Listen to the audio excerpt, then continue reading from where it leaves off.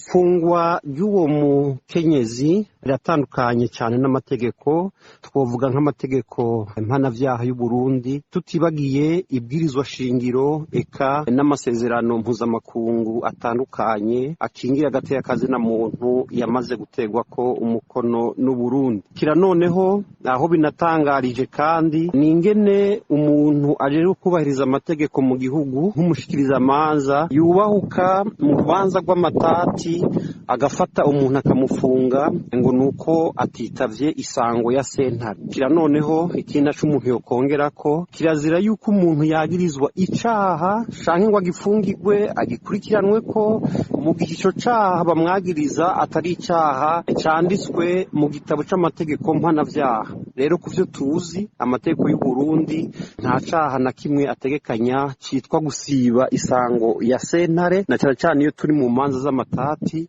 Abacamanza iyo umuntu abura n'urubanza ataje kwisango barashobora kugwigiza inyuma bivanye n'imvo uwo muburanyi yatanze, canke rukaburanishwa rukaja mu mwiherero mu gihe imvo zatumye uwo muburanyi asiba zitumvikana canke zitazwi. Muri ivyo rero vyakozwe n'umushikiriza manza wa Republika mu ntara ya Makamba, dusanga ariho nyangwa ry'amategeko ryeruye, tukamusaba yuko yorekura uwo mufasoni akidegemvya, kandi tukamwibutsa yuko ahari kugira ngo hagararire amategeko, kugira ngo afashe habe ituze mu Barundi. Ako n'agatotezo ariko arakorera uwo muburanyi, tukibaza yuko uruhara rwa procureur rutumvikana. Nimba ruhara yogize uwo ruhara rwo kubahiriza amategeko, nibwo ruhara rwo guhuvya amategeko no kugomba kurenganya uwo mufasoni. Tugasaba rero yuko ingingo zihuta zofatwa kugira ngo uwo mukenyezi yarekugwe, kandi binakenewe umushikiriza amanza abamukurira kumbure bashobore kumwibutsa ivyo atezwa gukora mu bijanye no kubahiriza amategeko.